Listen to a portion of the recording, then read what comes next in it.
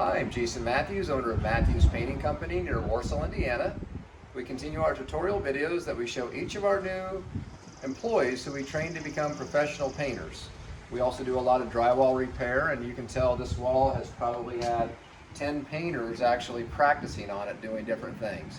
But today we're just going to talk to you about repairing a nail pop or screw pop. So we usually call them nail pops, although most of the time they're screws. And to identify whether we need to remove the screw, take a nail set and take the nail all the way into the stud and put in a new nail, or if we just need to just tighten down the screw or remove that, replace. So I'll show you all this here in just a minute what I'm talking about. It gets a little confusing. But a lot of homeowners, they'll just grab a hammer and they'll just start hammering in their nail pops. That is not what we're going to do.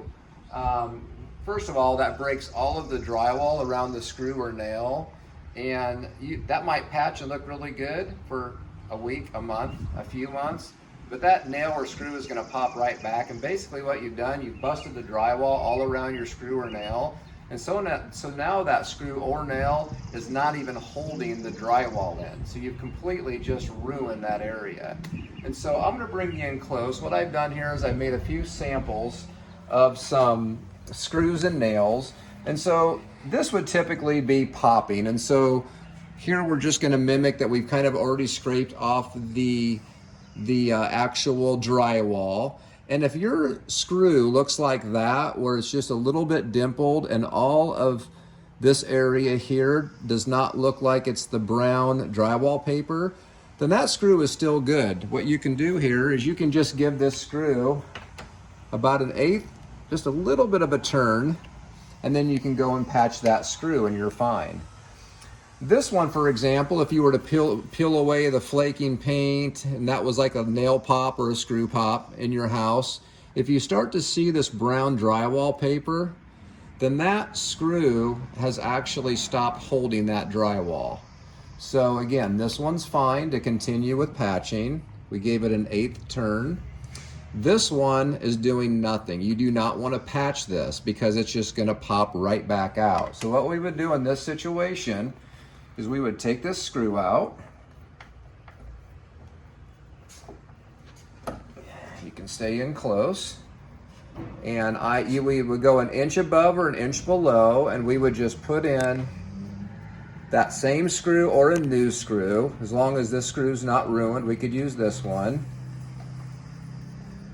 And so we would actually put in a new one right here, 1 inch below it or 1 inch above it.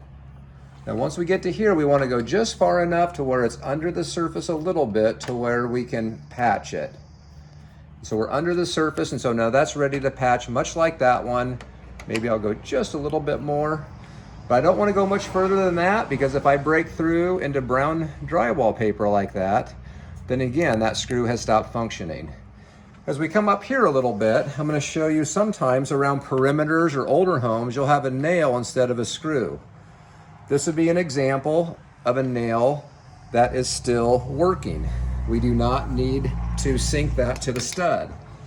What we do, however, is we do take a little nail set. This is called a nail set, and we're going to just give it a little tap to just sink it a little bit further. But again, I do not want to expose brown drywall paper. That can now be patched. Here's an example of a nail that was sunk in too far. After you scrape away the paint and compound, you can see the brown paper. If you cannot see the brown paper, you can come up a little bit higher and have a downward angle towards it. But we do have some brown paper showing right here. So that nail is no longer working. So what do? We take the nail. There's no way to pull the nail out. And we drive it all the way to the stud. All the way deep like that. We just completely get rid of it so it will not pop. And then you can either take another nail or a screw, but usually we would have screws. We would not even mess around with nails at this point. And we would go ahead and come 1 inch above or below, just like I did on the other one, and we would just put in another screw.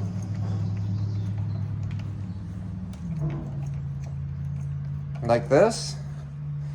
You can use an electric screwdriver as well, but just trying to cut down noise a little bit here. That's too flush, so we're going to give it another little turn here to where we're barely under the surface, and now that can be patched. Camera can step back. So that's how you properly identify whether a screw or nail in a wall can be reused and is still functioning, holding the drywall in place, or if it's going to need to be replaced with another screw. I did want to show you this here. This is just a stud finder, and so if you notice here, it's a magnet, and it's going to stick right where the screw or nail is behind this drywall. So you can see how it sticks to those, of course, but if you're ever trying to find a stud, we know that there's a stud here, obviously, because we're at the end of an actual wall.